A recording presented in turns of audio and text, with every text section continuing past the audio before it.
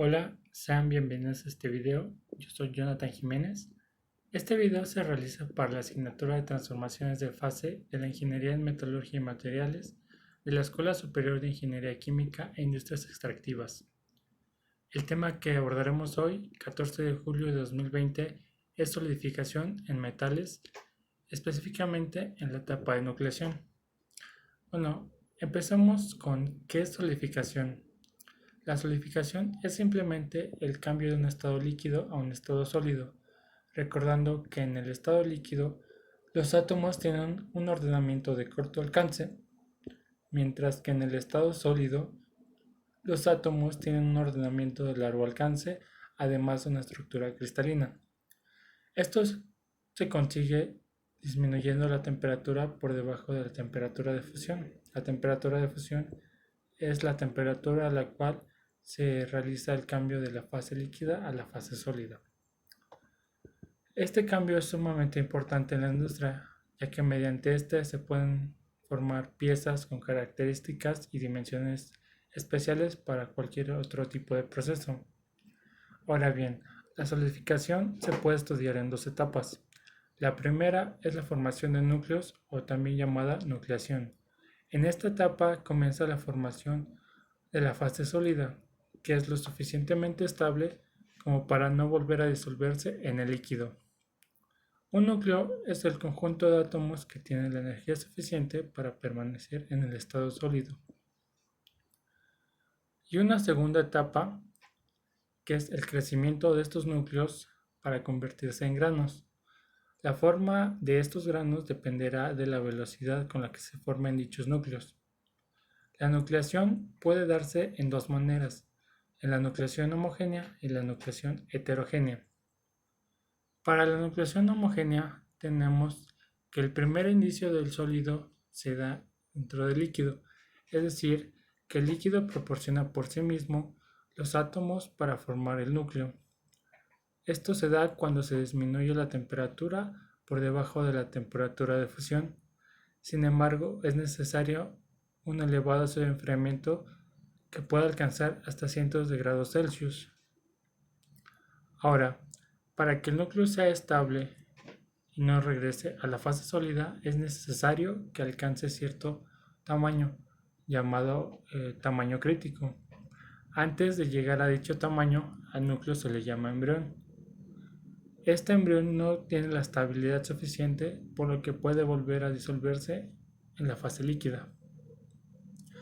Ahora bien, la nucleación heterogénea, que a diferencia de la homogénea, se lleva a cabo en la superficie de un sólido que pueda estar presente en el líquido, como podrían ser algunas impurezas, o bien podrían ser las paredes del molde en las cuales se está virtiendo el líquido.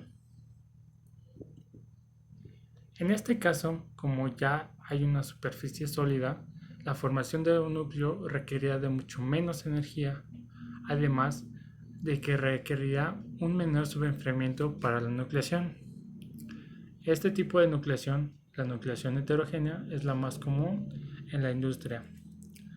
Ahora bien, hablemos un poco de la energía libre en la nucleación. Recordemos que en el estado energético de cualquier sistema se caracteriza por la energía libre de este. Para la temperatura de fusión tenemos que hay un equilibrio entre la fase líquida y la fase sólida del metal, por lo que el cambio en la energía libre es igual a cero. Como todo sistema tiende a su estado de mínima energía, el metal tenderá a su fase sólida, ya que ésta requiere de mucho menor energía que la fase líquida. Esto claro en la mayoría de los metales. Por lo tanto, el cambio en la energía libre asociado a la fase sólida será mucho más negativo y por lo tanto más estable que la fase de líquido. Este cambio en la energía libre dependerá de la temperatura. Como la fase sólida es estable a menores temperaturas, es necesario disminuir la temperatura para favorecer la existencia de la fase sólida.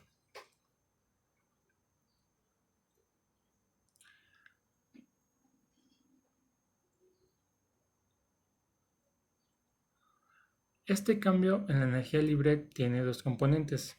una componente volumétrica y una componente superficial. La componente volumétrica es la que se genera debido al cambio del estado líquido al estado sólido, mientras que la componente de superficie se refiere a la energía que se necesita para formar nuevas superficies del sólido. Por lo que la componente del volumen es la que beneficia al proceso de solidificación, mientras que la componente de superficie hará que este proceso se retrase. Si consideramos al núcleo como una esfera, el cambio en la energía libre dependerá del tamaño de este. Antes de alcanzar el tamaño crítico antes mencionado, el cambio en la energía libre será lo más positivo posible. Y hasta que superemos dicho tamaño, el tamaño crítico, la energía total libre del sistema comenzará a descender debido a que la componente volumétrica es mucho más negativa que la componente de superficie, haciendo así que el sólido sea mucho más estable. Sabiendo esto, podemos deducir el por qué la nucleación heterogénea es la más común. Esto es debido a que como ya existe una superficie sólida dentro del líquido, la componente de superficie en la energía libre del sistema será mucho menor, y como esta es la que no favorece la solidificación, y al ser menor, la nucleación se llevará a cabo mucho más rápido. Y bien, esto sería todo por este video. Espero que les haya gustado. Si desean conocer más de este tema, pueden consultar cualquier otro tipo de libro, un libro de ingeniería en materiales, algún video en YouTube, algunos archivos en internet. Pueden encontrar este tema muy fácilmente en la red. Es un tema muy sencillo, pero si quieren conocer más acerca de cómo se lleva a cabo este proceso, pues los invito a que investiguen un poco más. Les mando un gran saludo y muchas gracias por su atención.